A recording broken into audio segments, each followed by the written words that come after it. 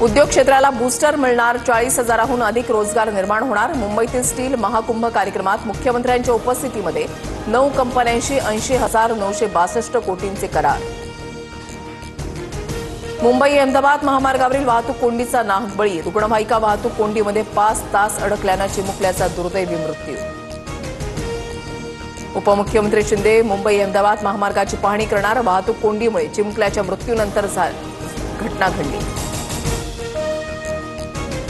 लाडकी बहीण योजनेमधील लाभार्थींना ई-केवायसी करणं बंधनकारक, महिला आणि बालकल्याण मंत्री आदिती तटकरे यांची माहिती। पुढील 2 महिन्यामध्ये ई-केवायसी प्रक्रिया पूर्ण करणं गरजेचं।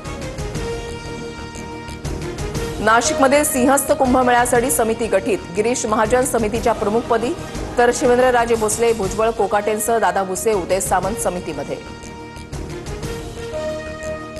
प्रसिद्ध आसामी गायक आणि अभिनेते जुबिन गर्ग यांचं निधन, सिंगापूरमध्ये स्कुबा डायव्हिंग करताना अपघात। गँगस्टर सिनेमातील या अली गाण्यातून राष्ट्रीय स्तरावर प्रसिद्धी। ज्येष्ठ वनस्पती तज्ज्ञ डॉक्टर हेमा साने यांचं निधन, राहत्या घरी डॉक्टर साने यांचं वृद्धापकाळानं निधन।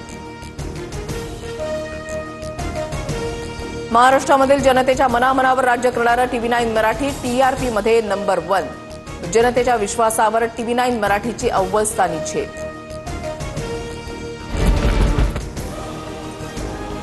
नागपुरात राष्ट्रवादीच्या चिंतन शिबिराच्या वेळेला सुरक्षा कर्मचारी 30 ते 40 मिनिटं स्वच्छतागृहामध्ये अडकल्याची माहिती।